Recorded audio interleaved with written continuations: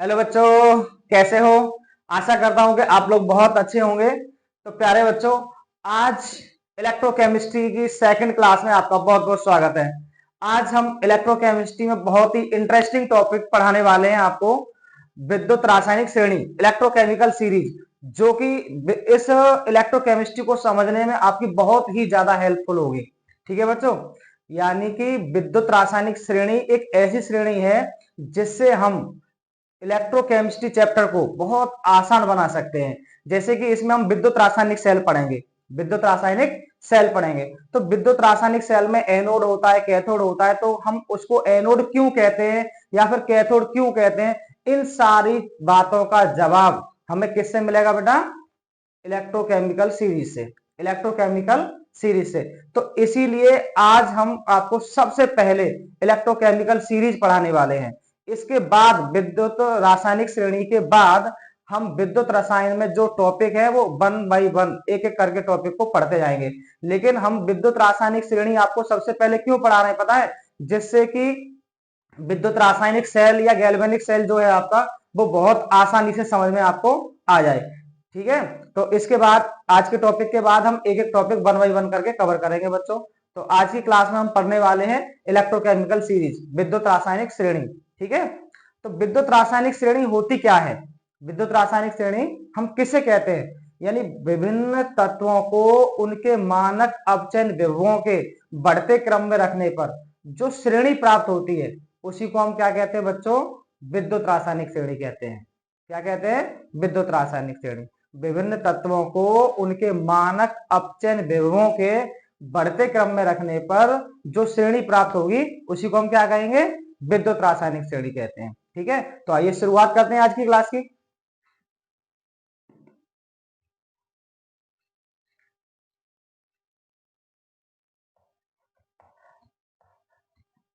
विद्युत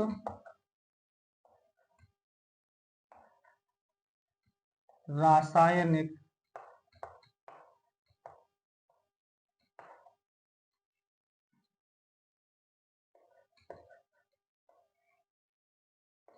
श्रेणी,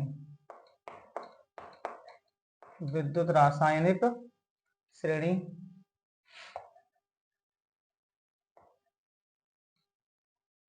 इसको बोलते हैं बच्चों electro chemical series. Electrochemical series, और शॉर्ट में बच्चों ईसीएस लिख देते हैं। शॉर्ट में क्या लिख देते हैं? ई सी एस। ठीक है ना। तो डेफिनेशन क्या है इसकी? विभिन्न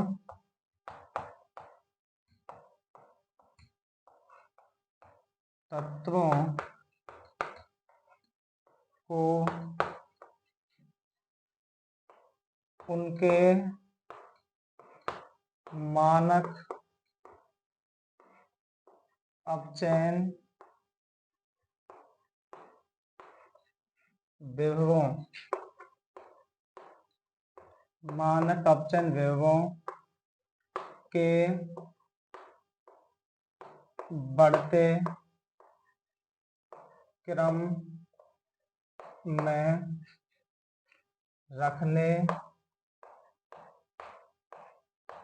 पर, विभिन्न तत्वों को उनके मानक अपचयन विभवों के बढ़ते क्रम में रखने पर जो श्रेणी प्राप्त होती है, जो श्रेणी प्राप्त होती है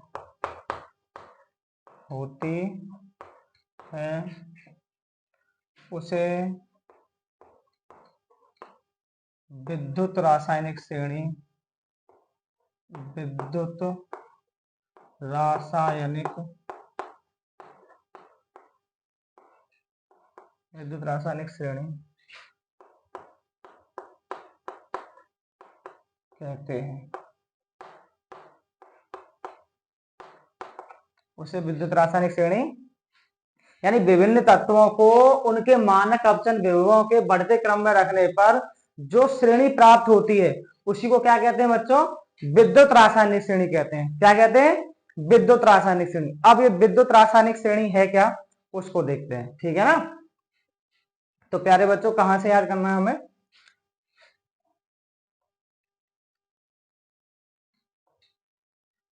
ये अब मैं इलेक्ट्रोकेमिकल सीरीज को लिखने जा रहा हूं, ठीक है। लेके लेके 12 सरदार का नाम लेके 12 सरदार का नाम अली मांगे जन कल्याण। अली मांगे जन कल्याण। यहां से लिखते हैं बच्चों। फिर कूदा कोई नहीं सेना पर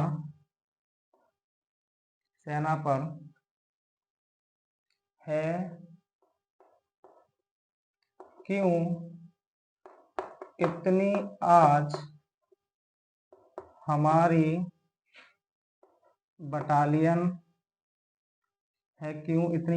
बटालियन प्लेटिनम ओ कल सोना फिर से। प्लेटिनम ओ। तो देखिए बच्चों इसको याद करने की ट्रिक क्या है? तो देखो बच्चों इसको याद करने की ट्रिक क्या है, यानी इसको हम बहुत ही आसान वे में कैसे याद कर सकते हैं, ठीक है ना। देखिए एक अली भाई साहब है। कौन है? एक अली भाई साहब है और उनकी एक सेना है। और उनकी सेना पर किसी दूसरी सेना ने क्या कर दिया होता है? एक हमला कर दिया होता है, अटैक कर दिया होता है बच्चों, ठीक है ना। तब इनके जो सरदार हैं उनका नाम क्या है? 12 सरदार, है ना। तो फिर ये क्या करते हैं कि लेके 12 सरदार का नाम अली मांगे जन कल्याण। अली कहता है कि भाई हमारी रक्षा करो, है ना। अली मांगे जन कल्याण। फिर जैसे ही अली भाई साहब ने 12 सरदार का नाम लिया, फिर उनकी सेना पर किसी ने हमला नहीं किया, है ना। फिर कूदा कोई नहीं सेना पर। अच्छा, फिर क्या हुआ? फिर अली भाई साहब कहते हैं, क्या कहते हैं? है क्यों इतनी आज हमारी बटालियन। प्रभु से कहते हैं कि आज हमारी बटालियन इतनी क्यों है, मतलब इतनी कम क्यों है ना, है। और तब तक प्लेटिनम भाई साहब जग जाते हैं, सो रहे थे तो ये जग जाते हैं। ये कहते हैं, जो दो चार सो रहे होते हैं उनसे क्या कहते हैं? प्लेटिनम ओ कल सोना फिर से। ये कहते हैं कि ओ कल सोना फिर से, ठीक है ना। तो याद करने की ट्रिक बच्चों लिख देता हूं मैं इसकी। लेके 12 सरदार का नाम अली मांगे जन है भाई साहब, जन क्या है बच्चों? जन कल्याण। अली मांगे जन कल्याण। फिर कूदा कोई नहीं सेना पर। है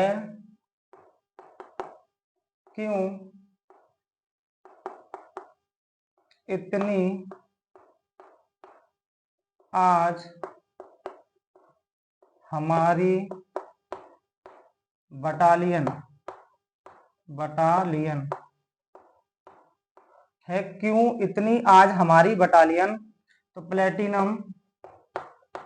प्लेटिनम ओह कल सोना फिर फिर से, कल सोना फिर से। तो ऐसे आप इसको बहुत आसान वे में याद कर सकते हैं बच्चों, इलेक्ट्रोकेमिकल सीरीज को। अब बात करते हैं, देखिए इनके, आपको तो सीरीज से लिखना है, सबसे पहले ये लिखना है और उस इसके नीचे इसको लिखना है, ठीक है ना, और इनके नीचे लिखना है आपको इस वाली लास्ट स्टेप को, ठीक है। अब इनके मानक अपचन विभव की बात करें तो लिथियम का पॉजिटिव होता है ना, और जैसे जैसे हम नीचे जाते आएंगे तो फिर इनका जो मानक अपचन विभव है, सॉरी इसका नेगेटिव होता है, लिथियम का कैसा होता है, नेगेटिव 3.04, ठीक है ना, माइनस में। और जैसे जैसे हम नीचे जाते जाते तो इनके मानक अपचयन विभव धनात्मक होते जाते हैं। कैसे होते जाते हैं बच्चों, धनात्मक होते जाते हैं, ठीक है। तो मानक अपचयन विभव को बच्चों ई नोट से प्रदर्शित करते हैं। ई नोट का मान इसका कितना होता है, माइनस का 3.04, 3.04, है ना। आप ऐसे ही, हमें कुछ तत्वों का याद रखना, सबका याद नहीं रखना है, ठीक है ना। उसके बाद हमें जिंक का याद रखना है। तो जिंक का कितना होता है, ई नोट का मान माइनस का 0.76 वोल्ट, 0.76 वोल्ट, ये भी वोल्ट में ही होता है, ठीक है बच्चों। और इसके बाद हमें इस हाइड्रोजन का याद रखना है ना, ई नोट का मान 0.00 वोल्ट। और फिर हमें याद करना है कॉपर का, कॉपर का होता है ई नोट का मान प्लस का 0.34 वोल्ट। ऐसे ही अब नीचे आते जाएंगे तो ये सारा वैल्यू किस में होता जाएगा, प्लस में होता जाएगा बच्चों, ठीक है ना। तो इसको आप अपनी नोटबुक पर नोट करेंगे। और इसके बाद विद्युत रासायनिक श्रेणी के क्या लक्षण है और एप्लीकेशंस क्या है, अनुप्रयोग क्या है, उसके बारे में हम आपको बताने वाले हैं।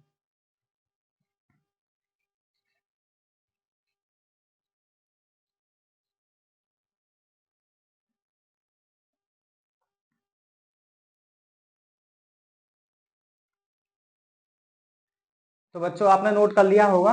अब बात करते हैं कि विद्युत रासायनिक श्रेणी के लक्षण क्या है बच्चों, ठीक है ना। विद्युत रासायनिक श्रेणी के लक्षण।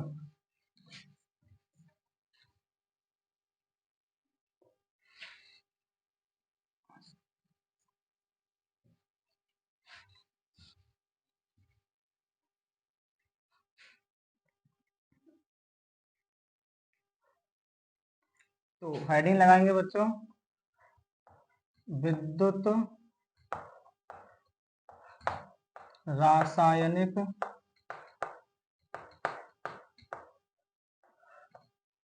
रासायनिक श्रेणी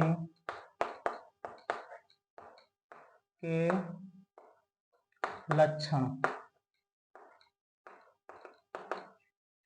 विद्युत रासायनिक श्रेणी के लक्षण।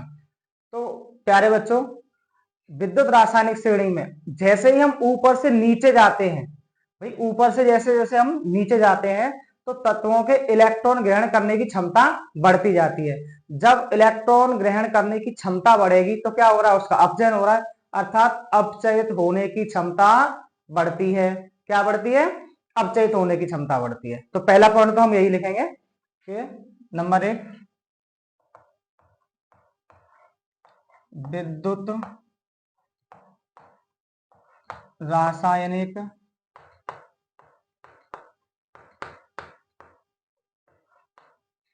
श्रेणी में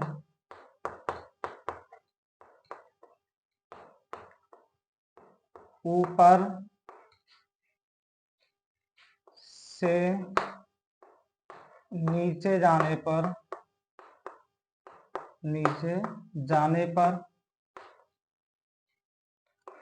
तत्वों के इलेक्ट्रॉन ग्रहण करने की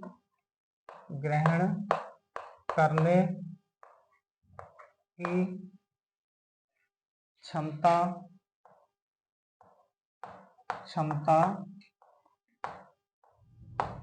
बढ़ती है।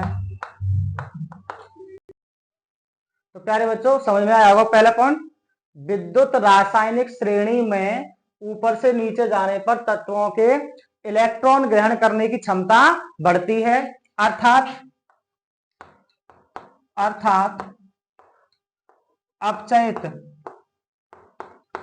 अपचयित होने की क्षमता, अपचयित होने की क्षमता बढ़ती है, अपचयित होने की क्षमता बढ़ती है। और सेकंड पॉइंट, विद्युत रासायनिक श्रेणी में बच्चों जो तत्व जितना ऊपर है, विद्युत रासायनिक श्रेणी में जो तत्व जितना ऊपर है उसके इलेक्ट्रॉन त्यागने की क्षमता उतनी ही अधिक है। और जब वो इलेक्ट्रॉन त्यागेगा कोई दूसरा स्पीशीज इलेक्ट्रॉन ग्रहण करेगा, मतलब दूसरा पदार्थ को इलेक्ट्रॉन ग्रहण करेगा, तो जो इलेक्ट्रॉन ग्रहण करेगा उसका क्या हो जाएगा, अपचयन। तो इसका मतलब ये क्या है कि ये किसी दूसरे पदार्थ का अपचयन कर रहे हैं, और जो किसी दूसरे पदार्थ का अपचयन करते हैं वो क्या होते हैं, प्रबल अपचायक।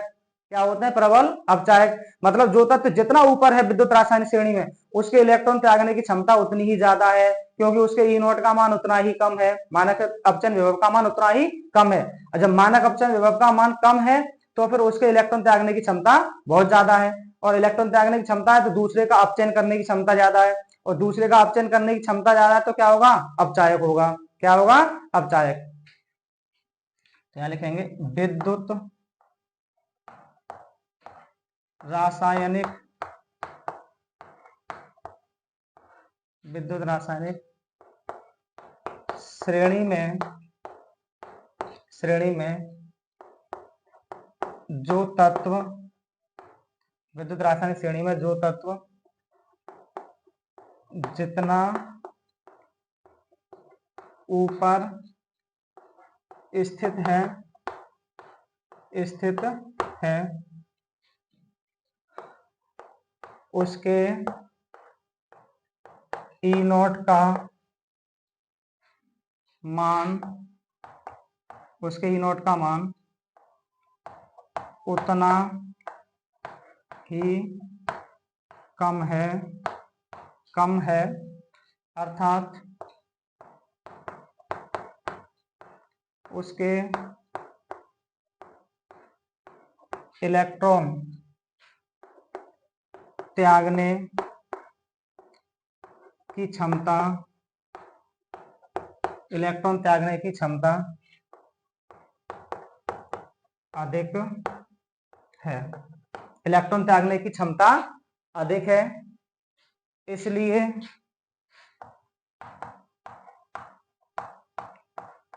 वह प्रबलतम अपचायक, प्रबलतम अपचायक होगा। क्या होगा बच्चों, प्रबलतम अपचायक होगा, है ना। तो यहां पे हम लिख देते हैं नोट करके, यानी प्रबलतम अपचायक, प्रबलतम अपचायक कौन होगा बच्चों, विद्युत रासायनिक श्रेणी में जो सबसे ऊपर होगा वो सबसे प्रबल अपचायक होगा। और सबसे ऊपर कौन है, लिथियम। सबसे ऊपर कौन है, लिथियम है बच्चों, Li, लिथियम है, ठीक है। कौन है, लिथियम, ठीक है ना, Li। अच्छा, अब बात करते हैं कि जो विद्युत रासायनिक श्रेणी में जो तत्व सबसे नीचे स्थित है तो उसके ई नॉट का मान उतना ही अधिक है, मतलब मानक अपचयन विभव का मान उतना ही अधिक है। और जब मानक अपचयन विभव का मान अधिक है तो वो इलेक्ट्रॉन ग्रहण करने की क्षमता भी तो उसकी अधिक हो गई, और जब इलेक्ट्रॉन ग्रहण करने की क्षमता उसकी अधिक हो गई तो फिर वो किसी दूसरे पदार्थ का क्या करेगा, ऑक्सीकरण करेगा। अर्थात नीचे वाले तत्व क्या होते हैं, प्रबलतम ऑक्सीकारक होते हैं। क्या होते हैं, प्रबलतम ऑक्सीकारक होते हैं, ठीक है। तो इस पॉइंट को लिखेंगे, विद्युत रासायनिक श्रेणी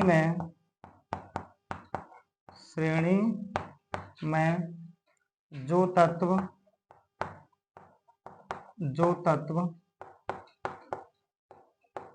जितना नीचे स्थित है, नीचे स्थित है उसके ई नॉट का मान, उसके ई नॉट का मान उतना ही अधिक है, मतलब मानक अपचन विभव का मान क्या है, अधिक है, उतना ही अधिक है, इसलिए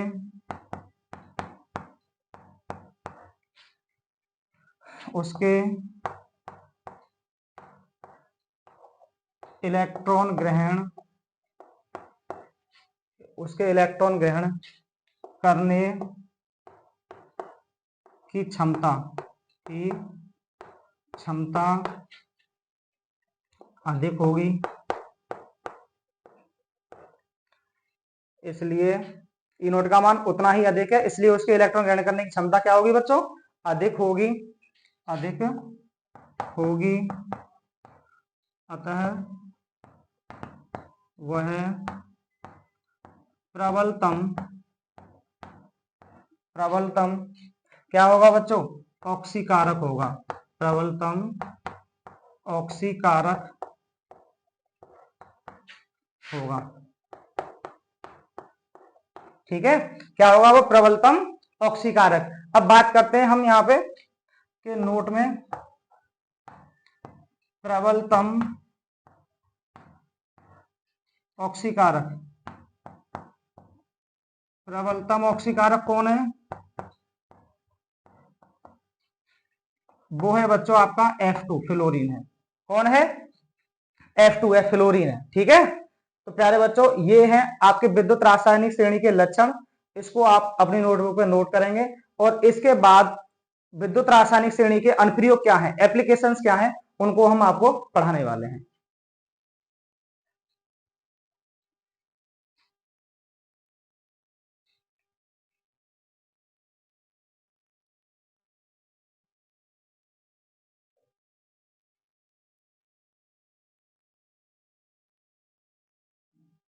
तो आपने नोट कर लिया होगा बच्चों इसे।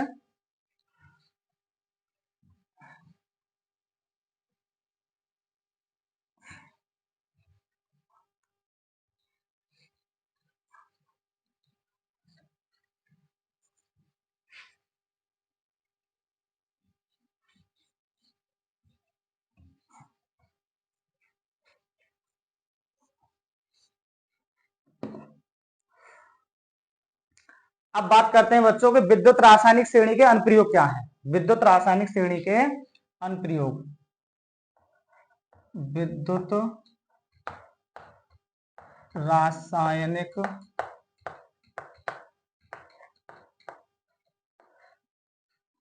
श्रेणी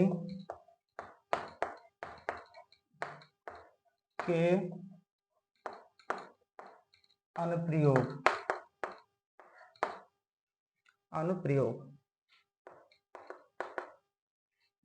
तो प्यारे बच्चों विद्युत रासायनिक श्रेणी में जो धातुएं जितना ऊपर स्थित हैं उनके ई नोट के मान उतने ही कम है, तो वो उतना ही ज्यादा क्रियाशील है, वो उतना ही ज्यादा क्या है बच्चों, क्रियाशील है। तो पहला पॉइंट तो इसमें लिख देंगे हम, है ना, कि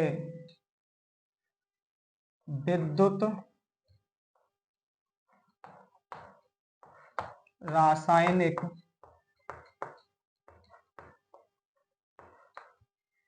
रासायनिक श्रेणी में जो धातुएं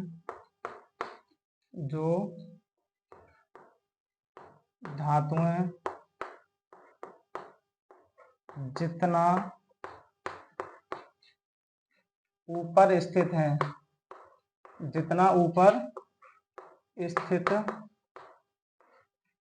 हैं, उनके ई नॉट के मान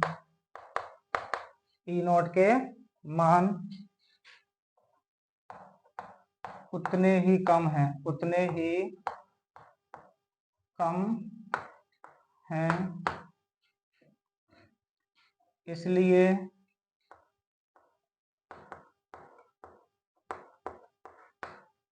उनकी क्रियाशीलता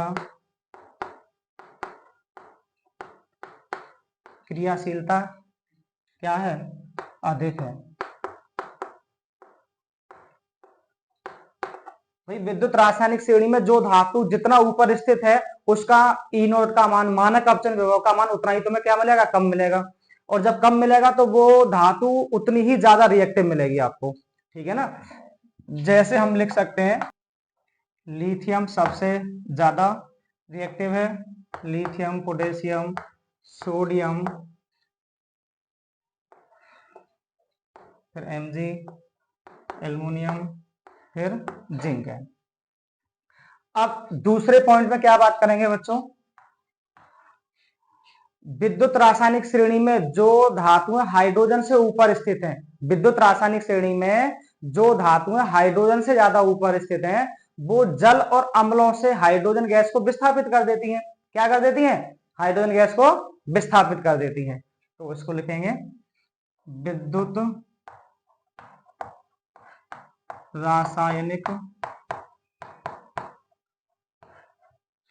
रासायनिक श्रेणी में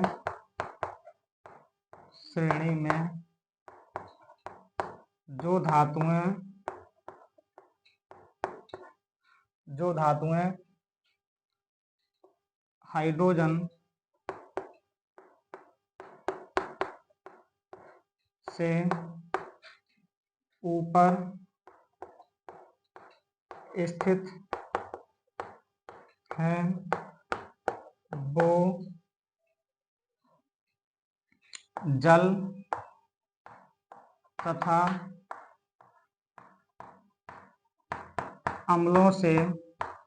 वो जल तथा अम्लों से हाइड्रोजन गैस को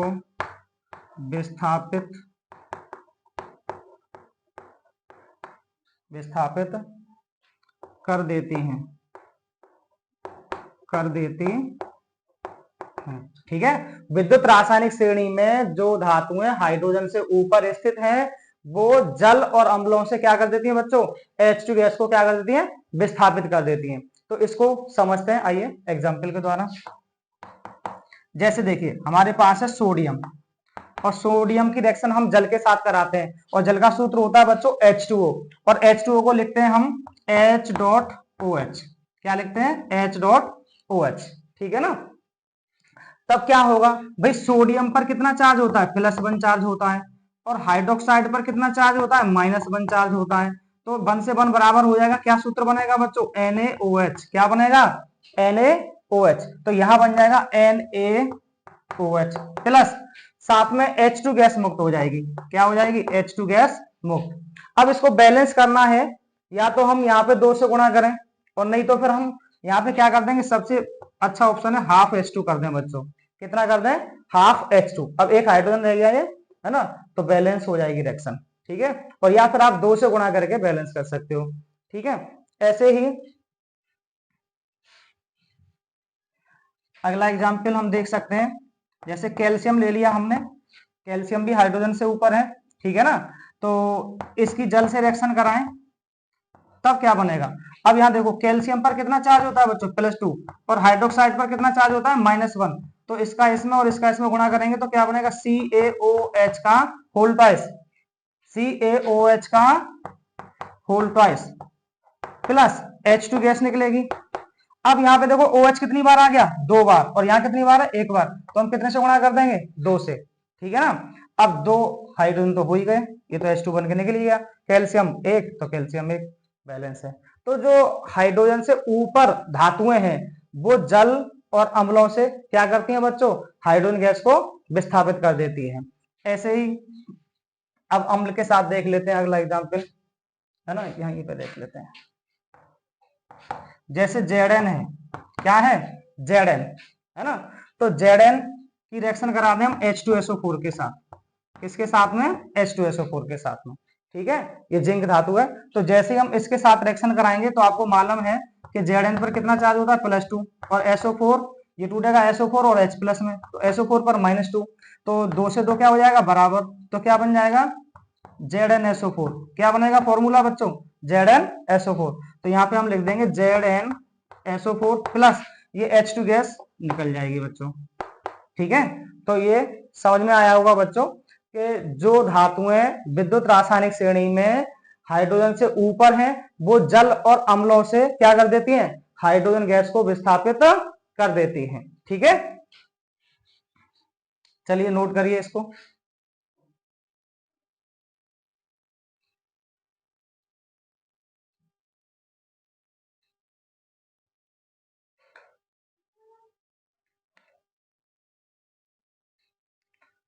तो बच्चों अब अगले पॉइंट की बात करते हैं कि धातुओं की जो क्रियाशीलता होगी, जैसे कोई धातु है वो ज्यादा ऊपर स्थित है और दूसरी धातु किसी उससे नीचे स्थित है, तब जो ऊपर वाली धातु है बच्चों, वो नीचे वाली धातु को उसके लवण के विलयन से क्या कर देती है, विस्थापित कर देती है।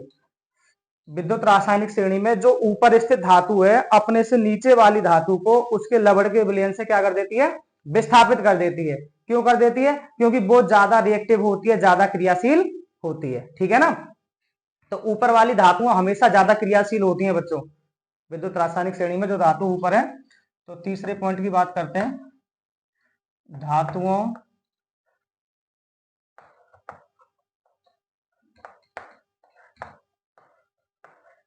की, धातुओं का करो बच्चों, यहाँ पे धातुओं का विस्थापन। ठीक है ना, धातुओं का विस्थापन। तो यहां लिखेंगे विद्युत रासायनिक श्रेणी में जो धातु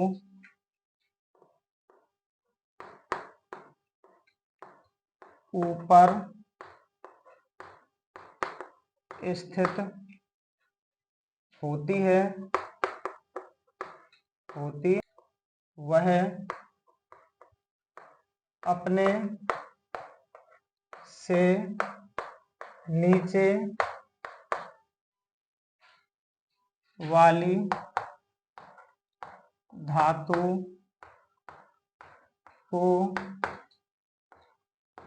उसके लवण के विलयन से विस्थापित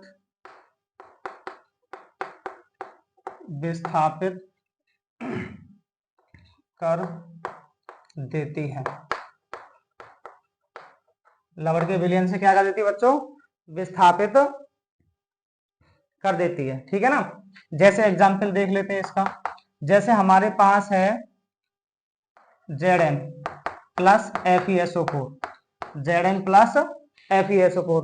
तो ये जिंक क्या है, Fe से ऊपर आता है, जिंक क्या है, Fe से ऊपर है। तो ये जिंक Fe को हटा देगा इसके लवण के विलयन से और बना देगा ZnSO4 plus Fe, ZnSO4 plus Fe बना देगा। ऐसे ही बच्चों दूसरा एग्जाम्पल है आपका Zn plus CuSO4, Zn plus CuSO4। अब ये Zn कॉपर से भी ऊपर आता है ना, तो इसलिए इसको भी हटा सकता है। ये क्या बना देगा, ZnSO4 प्लस Cu। बात करें अभी Fe भी हटा सकता है ना, जैसे Fe है प्लस CuSO4, तो Fe भी Cu से क्या आता है, ऊपर आता है, तो इसलिए Fe हटा देगा Cu को, तो बना देगा FeSO4 प्लस क्या बन जाएगा, Cu। अब यदि हम बात करें बच्चों इस एग्जाम्पल की कि Cu प्लस ZnSO4, तब क्या होगा, क्या Cu Zn को हटा पाएगा, नहीं हटा सकता। क्यों, क्योंकि Cu विद्युत रासायनिक श्रेणी में जिंक से नीचे आता है, इसलिए ये कम रिएक्टिव होगा, कम क्रियाशील होगा जिंक से, इसलिए इसको नहीं हटा सकता। ठीक है, तो यहाँ पे क्या लिख देंगे बच्चों, नो रिएक्शन, ये रिएक्शन होगी नहीं। ठीक है ना, तो ऐसे ही आप सारी धातुओं का विस्थापन कर सकते हैं, जैसे कौन किसको हटा सकता है। ठीक है ना, तो पहले इसको आप नोट करें, फिर हम पढ़ेंगे अधातुओं का विस्थापन।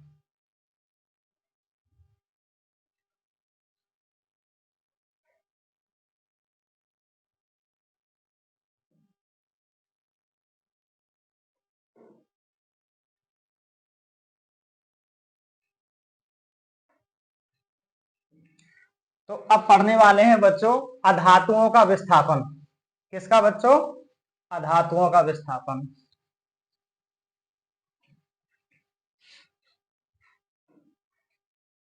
यहाँ पे आ बना देंगे और ये हो जाएगा बच्चों अधातुओं का विस्थापन नंबर 4।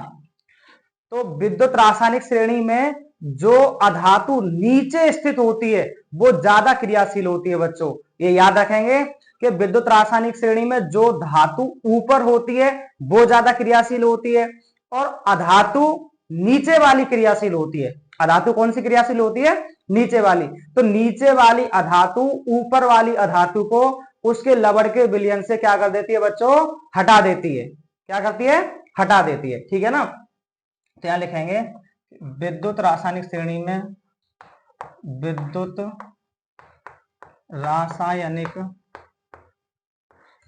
श्रेणी में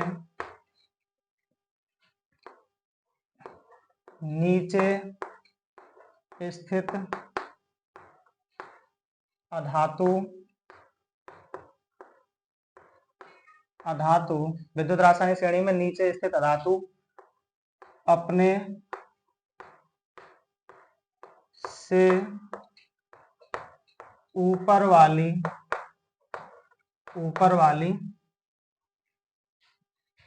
अधातु को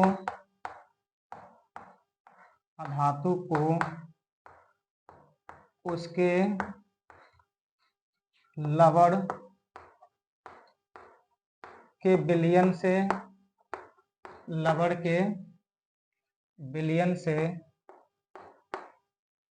विस्थापित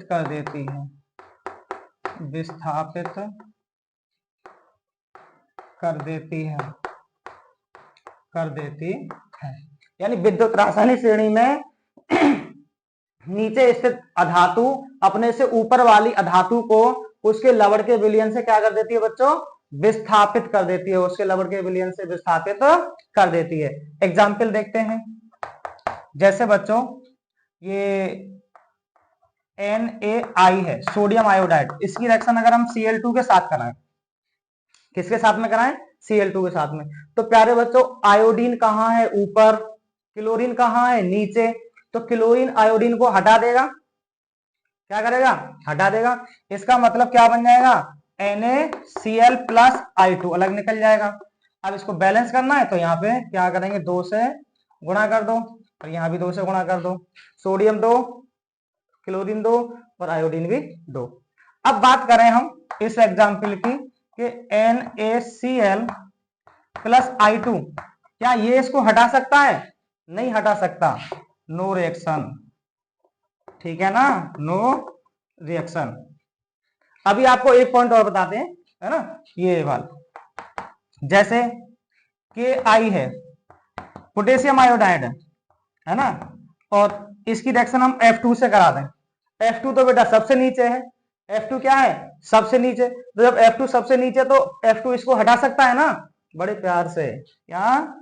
बड़े प्यार से हटा सकता है इसको। KF बन जाएगा प्लस I2 निकल जाएगा। क्या निकल जाएगा? I2। अब बैलेंस करना है तो यहाँ पे 2 से गुणा कर दो और यहाँ भी 2 से गुणा कर दो, है ना। अब क्या करें अगले एग्जाम्पल में? यदि हम KF ले लें और प्लस I2 से इसकी रिएक्शन कराएं तो क्या I2 फ्लोरीन को हटा सकता है? ये नहीं हटा सकता। तब क्या हो जाएगा बेटा? नो रिएक्शन हो जाएगा। क्या हो जाएगा? No reaction. ठीक है ना। तो आप इनको नोट करें। इसके बाद अगले पॉइंट को और लिखाते हैं हम।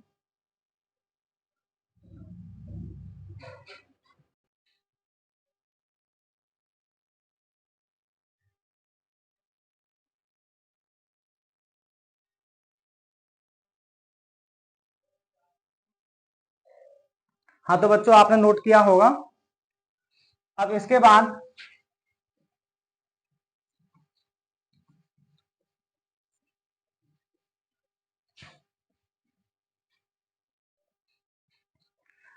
हाँ तो बच्चों अब बात करते हैं धातु ऑक्साइडों का ऊष्मीय स्थायित्व। धातु ऑक्साइडों का ऊष्मीय स्थायित्व। धातु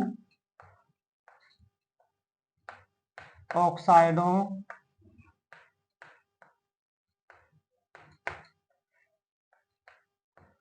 का ऊष्मीय स्थायित्व।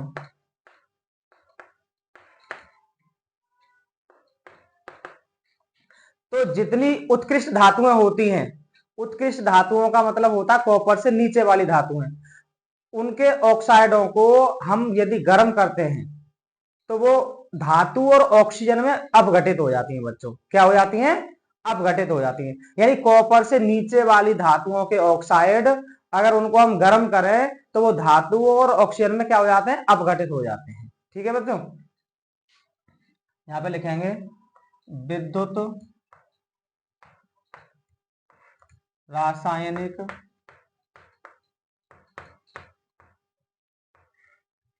श्रेणी में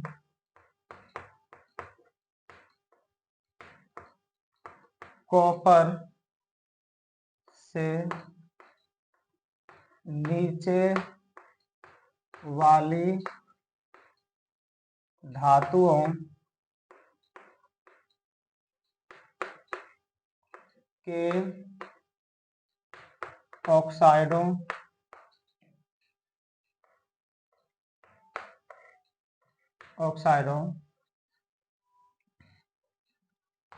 को गर्म करने पर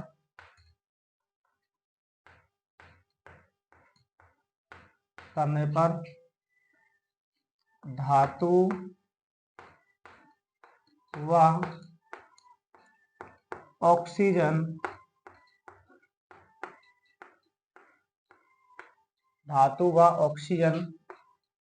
में अपघटित हो जाते हैं,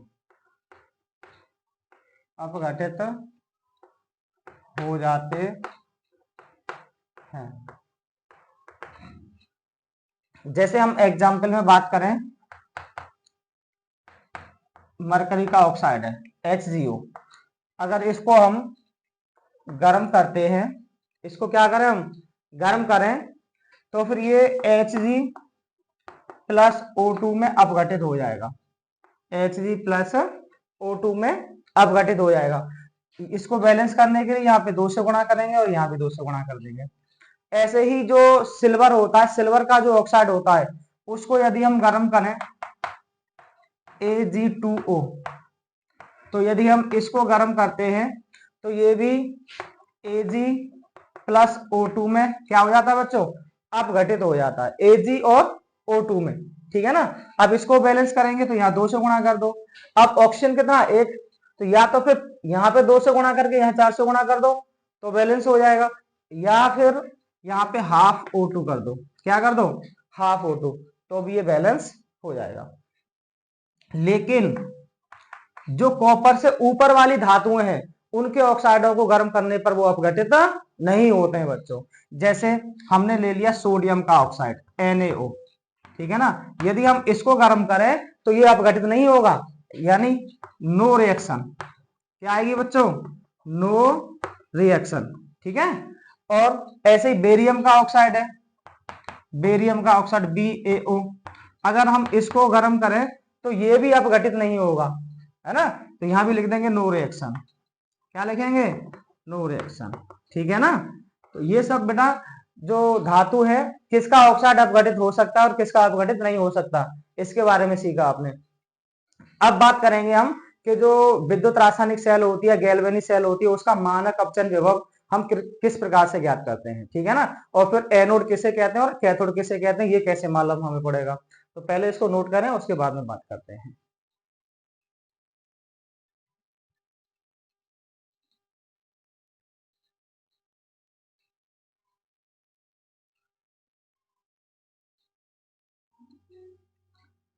हाँ तो बच्चों अब बात करते हैं कि गैल्वेनिक सेल का विद्युत वाहक बल हम कैसे ज्ञात करते हैं। ठीक है।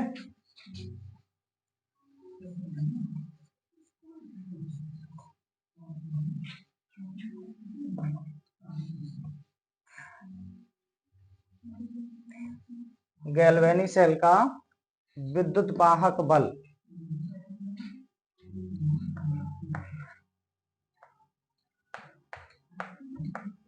गैल्वेनिक सेल का विद्युत वाहक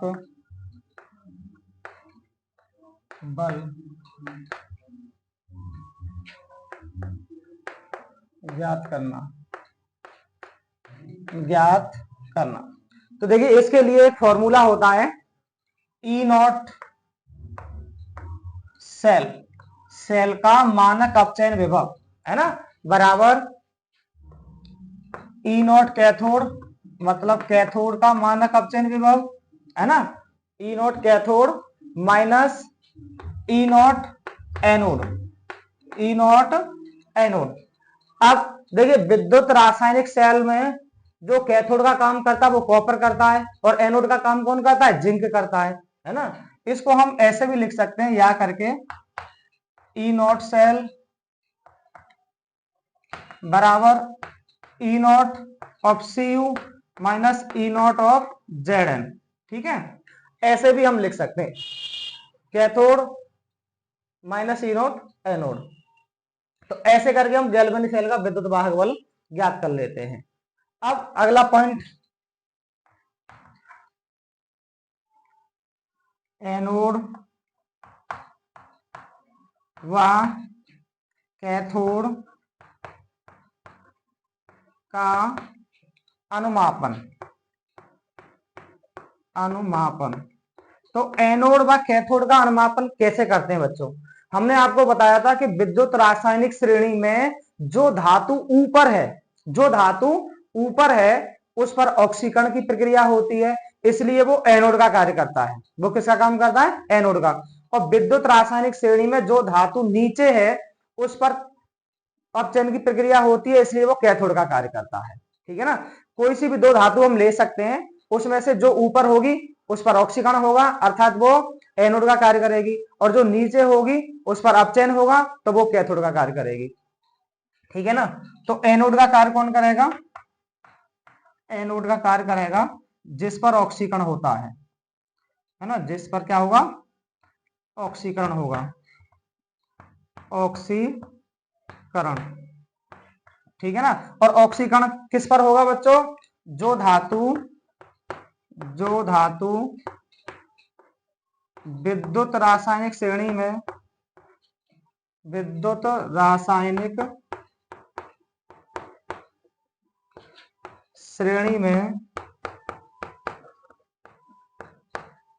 ऊपर स्थित है,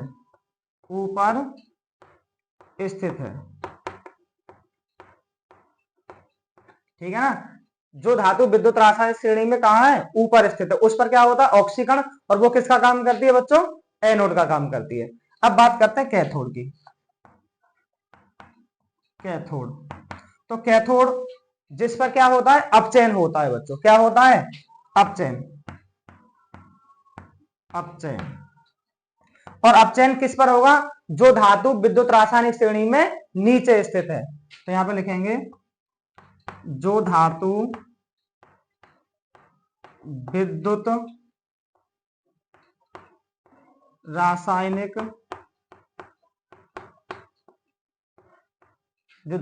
रासायनिक श्रेणी में नीचे स्थित है, ठीक है। विद्युत रासायनिक श्रेणी में जो धातु नीचे होगी उस पर अपचयन होगा, और वो किसका काम करेगी? कैथोड का। जो ऊपर होगी उस पर ऑक्सीकरण होगा, वो किसका काम करेगी? एनोड का काम करेगी बच्चों। हम कोई सी भी दो धातु ले सकते हैं, ठीक है ना। विद्युत रासायनिक श्रेणी में जो धातु है उनमें से कोई सी भी दो धातु ले सकते हैं, और उनमें हम तुलना करके बता सकते हैं कि कौन कैथोड का कार्य करेगा और कौन एनोड का कार्य करेगा बच्चों, ठीक है। आप इसको नोट करिए, फिर इससे आगे आपको।